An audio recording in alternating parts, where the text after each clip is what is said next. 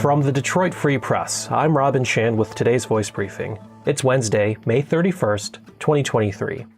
This is J.C. Reindl with the Detroit Free Press. The $1.5 billion District Detroit project received nearly all of its approvals this spring. Now, an outside analysis of the project says that even with charging top-of-the-market rents, it may not be enough to support the project's high construction costs. The developers are the Ilitch Organization and Stephen Ross's The Related Companies.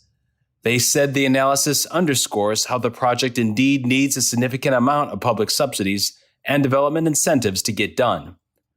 The project calls for 10 new buildings or building rehabs.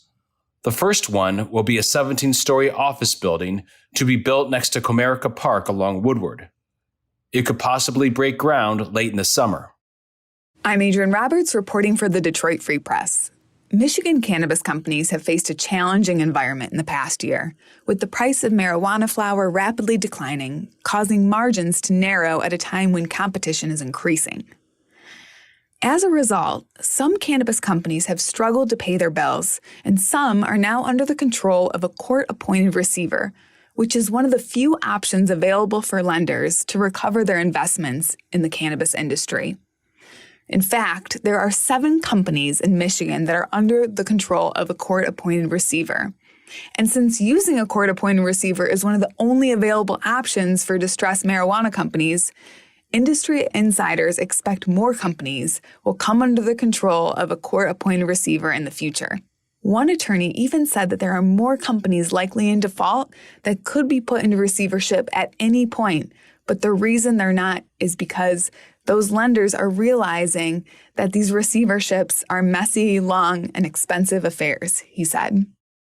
I'm Kirkland Crawford with the Free Press Sports Department. The Major League Baseball season is long and has plenty of ups and downs, whether your team is good, bad, or somewhere in between.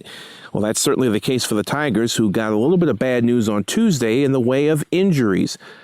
Left-handed pitcher Eduardo Rodriguez, the unquestioned ace of this staff, is going to be out for the next 10 days at least with a left index finger injury, a bit of an important appendage for the left-hander. Also hurting, Matt Vierling, the outfielder who was pulled from a start earlier last week with a bad back. He is now also on the injured list with that injury, making the replacements for them on the roster right-handed pitcher Braden Bristow, whom the Tigers picked up off waivers from the Rays back at the beginning of May, and infielder Tyler Nevin, who happens to be the son of former Tigers first-round draft pick Phil Nevin and also the manager of the Angels. Tyler Nevin has a couple of at-bats already this season with the big team and has had less than great success. Find more from the Detroit Free Press by visiting freep.com. That's FREEP.com. Thanks for listening, and you'll hear more from us tomorrow.